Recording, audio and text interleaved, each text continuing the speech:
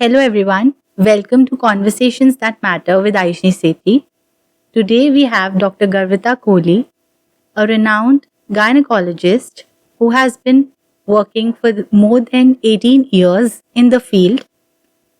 She is currently practicing at Kohli Medicare, which is located adjoining Hero Heart DMC. She has attained gold medals in graduation and post graduation. She has in past worked with Oswal Hospital and Apollo Hospital. I welcome you, Dr. Garvita. Thank you for having me here, Ashni. Thank you so much.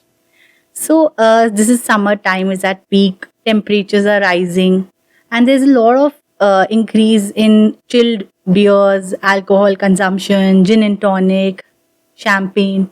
We keep hearing that there's a correlation between rise in consumption of alcohol and adverse effects on hormonal changes and infertility. So, is it a myth or a fact? It's actually a fact. Okay. So, since you've discussed this topic, I am researching it for quite a few months now. Okay. You know what? There was a large gap between men drinking and women drinking, but now the women at par with the men, Yeah. as you all know, because women view drinking as a part of their social life, sociable events, and they want to post it on Instagram. Be it beer, gin, vodka, anything, whatever alcohol content, the females have to understand they are, going more towards alcoholism is for the simple fact that there are hormones in the female body that causes more of stress and anxiety in females, which Okay. is related to your menstrual cycle. So, to alleviate those symptoms of stress, anxiety, to get over this, they resort more to drinking. Right. But then the male body is not same as the female body. You know, the amount of alcohol we are consuming versus the amount of alcohol the men consuming, the metabolism is faster in men than in females. So it takes a longer time and it stays in your body for a longer time. Plus, there are studies and data which have been conducted by National Health Institutes, American Oncology Societies, which states that women are at twice the risk of getting hypertension. They are at risk of strokes. They are at risk of cardiovascular events, thromboembolism, and then they are more at risk of developing breast cancer and ovarian cancers if they resort to alcoholism, even if it is moderate to severe alcoholism. Though men are less, even if the men are exposed more, they are drinking more. But these kind of things, hormonal changes, infertility, they are more in females than compared to men. So it is better to drink, your juices, homemade juices, or to lemon juice, or whatever you want to have, or fresh fruits or something. But once or twice a week, it's okay. Once or twice a week, there are quantities. It is in more. It should be in moderation. Then you must always be consulting your doctor. In case you are planning your family, you have some menstrual irregularities, then of course it's a big no. So the age-old saying goes, smoking and drinking is injurious to health. Is any one kind of alcohol better than the other, or all have the same effect? All, it's just a myth. It's like one is worse than the other, not better than the other. But then if you have to resort to then gin with tonic and these kind of things, though the calorie content is a little less, Yeah. but then the later on effects are not that good in Okay. all of them. Yeah. So another word that we keep hearing nowadays is egg freezing because of the change in priorities, career driven. There is late marriages, but the biological clock is ticking. So we hear this term as egg freezing. So could you please more elaborate on it? Yeah, there was a lot of talk about this when Priyanka Chopra Yeah. really opened about this and talked about her egg freezing thing and everything. So there are many actresses like Emma Robertson, then there is Christine, Priyanka Chopra, and then Neha Dhupia, Yeah. Ekta Kapoor, and there are many more in the list. You know what happens after the age of 35? The ovarian reserves decreases. So the quality and the quantity of eggs that are produced in the ovaries really decrease. And so are the chances of pregnancy with the decreased quality and quantity of egg. So, egg freezing was initially started when it was advisable by the doctors in case a patient is undergoing some kind of cancer treatment or chemotherapy, Or there are some other medical issues where the patient cannot conceive between the age of 25 to 35. So we advise like you freeze your eggs so that in future you can use your eggs only to get a pregnancy. Yeah. And now there are, work related, career related, or travel related issues where females are more, career oriented in this life. So they opt for egg freezing so that in later part of life they can use these eggs. But then, it is a wonderful technique, but though no one will guarantee you 100% success with egg freezing. It is not that if you've frozen your eggs, 100% you're going to get pregnant if you start trying at the age of 38 with those eggs or 40 with those eggs, because the success rate is similar to an in vitro fertilization or an IVF. It is just 40 to 50%. That this is the only chances that you'll get pregnant. Then it is not a simple procedure. You have to be, subjected to a lot of blood tests. You have to undergo many ultrasounds. Then, it is an expensive procedure. Yeah. And then, it is not just one single cycle that aaj aapka quality of egg बहुत अच्छा है, we take out the egg and we freeze it. You might have to, undergo all this treatment for more than 2 to 3 or 4 cycles till the doctor is satisfied that yes, we've got a good quality egg. And then it is frozen, and then of course it can be, used in the future pregnancy and all. But is it happening a lot in Ludhiana? No. In Ludhiana, I would say no, because, this kind of concept has rarely come up in the metros and abroad. Metros, because the life is very, very fast. Yeah. Either to, early marriage and early children, and there's infertility is a concern for PCOS and for drinking, as you mentioned, but not egg freezing. Yes, but some people are doing, but then it's a professional secrecy. Yeah, of course. Few days back, I was scrolling through this Instagram and I saw this whole Poonam Pandey gimmick of PR of cervical cancer, that she would have died in case she would not have done the vaccination. So, can all age group women get the vaccination done? Is it effective for all? Okay, Ashni, though a negative PR, but it sparked a lot of conversation regarding cervical cancer. Even I went somewhere to deliver a talk about it. Immediately, I was getting a call that Poonam Pandey has died of cervical cancer. Why don't you come and talk about it? But I'm happy it sparked a conversation about this topic, which females are usually, cervical cancer is the second most important cancer in women. And it is the second leading cause of death in females in India. Oh, really? Yeah. And when the cellular changes in the cervix start, till the time you are diagnosed with a case of cervical cancer, it is not a one-day theory. It is a long process. Yeah. And there comes the role of screening. If you screen a patient, you will not reach that stage of, getting a cancer. If you are, screening yourself, getting yourself tested and everything, and you are getting vaccinated, you might not have cervical cancer. And it is not like कि आज cervical changes start हुए या cell में कुछ abnormal या atypical cells आए and कल cervical cancer आप declared हो जाओगे. So there comes the role कि आप pap smears is a simple efficient OPD test which females should undergo when they are sexually active. Usually it is recommended from the age of 21.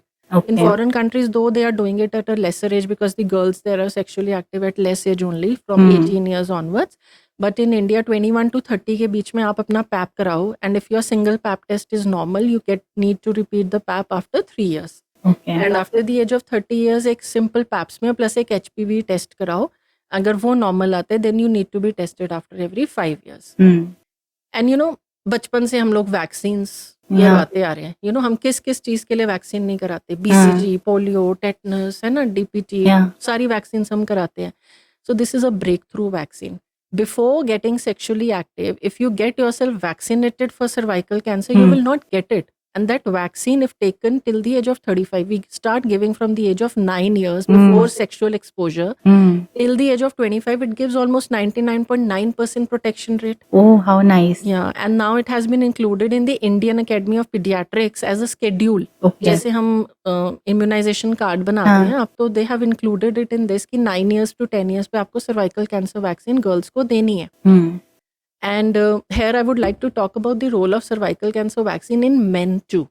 Okay. The boys are also getting it done because this protects them against penile cancers, oropharyngeal cancers, anal cancers, So, they are also getting protection almost 99%, Right. which are the most dreaded cancers in men. Yeah. So, if you're vaccinated, so boys are also opting for it now. Mhm. And it is an increasing trend. So, one should get vaccinated. But we've mostly heard for women. Now I've heard it for the first time that it it's is for being men as well. administered to men as well. And there are many Yeah. patients coming up in the clinic who, on themselves, demand, the young boys and all who've been studying outside, Yeah. they should be vaccinated, or they're here, they should be vaccinated and taught about it. My next question is regarding the same thing only.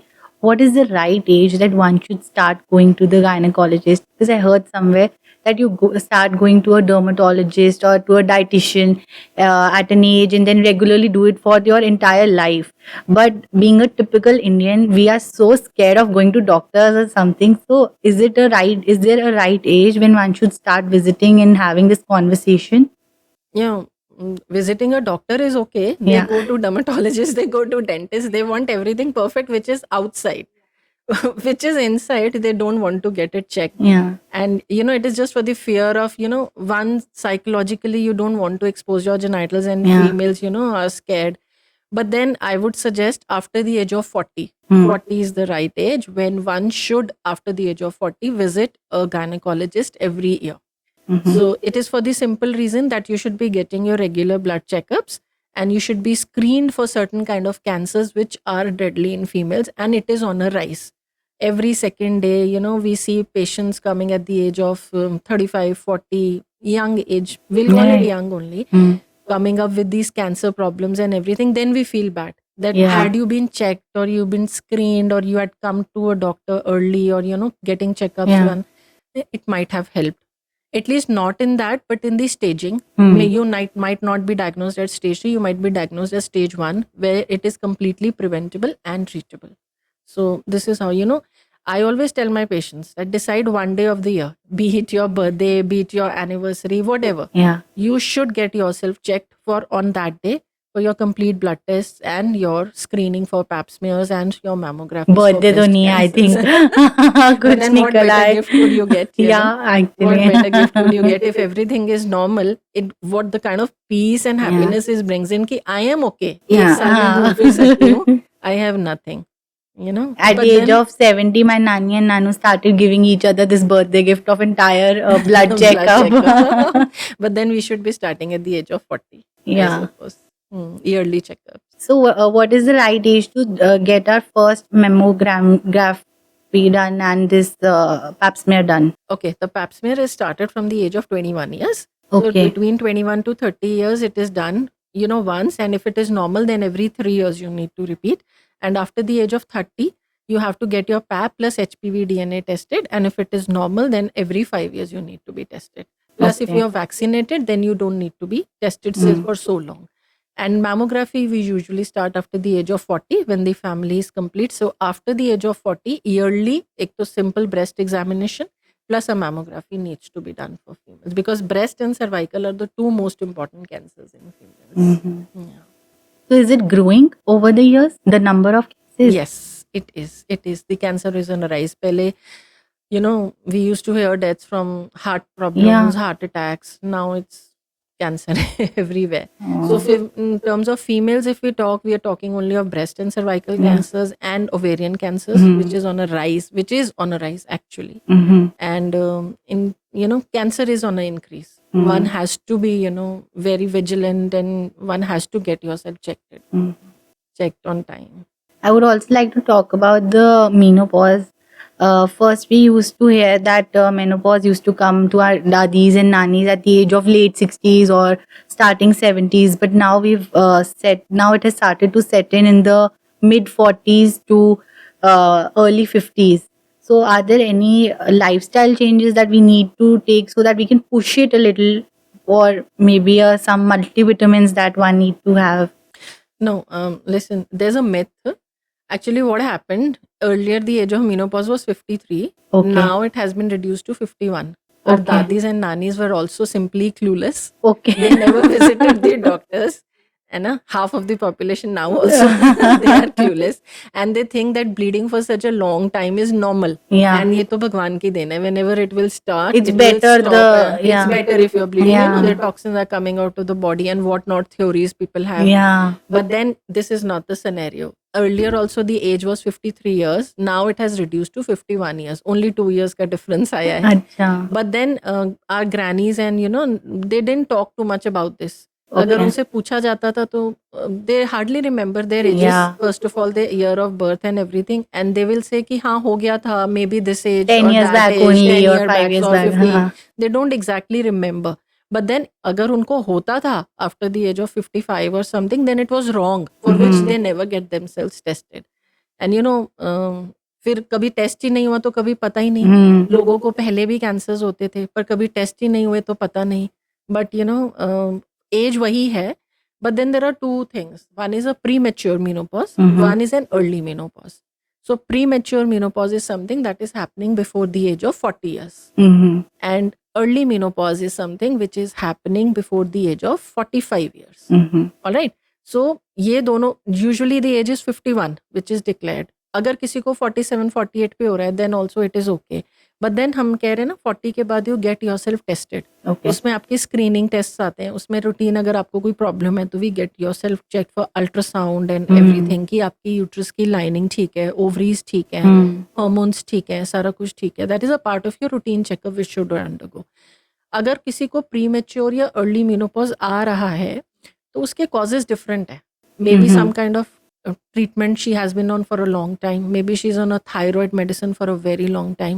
Maybe she's under some chemotherapeutic drugs or something, or maybe some other kind of drugs that has stopped her periods early. It is not normal.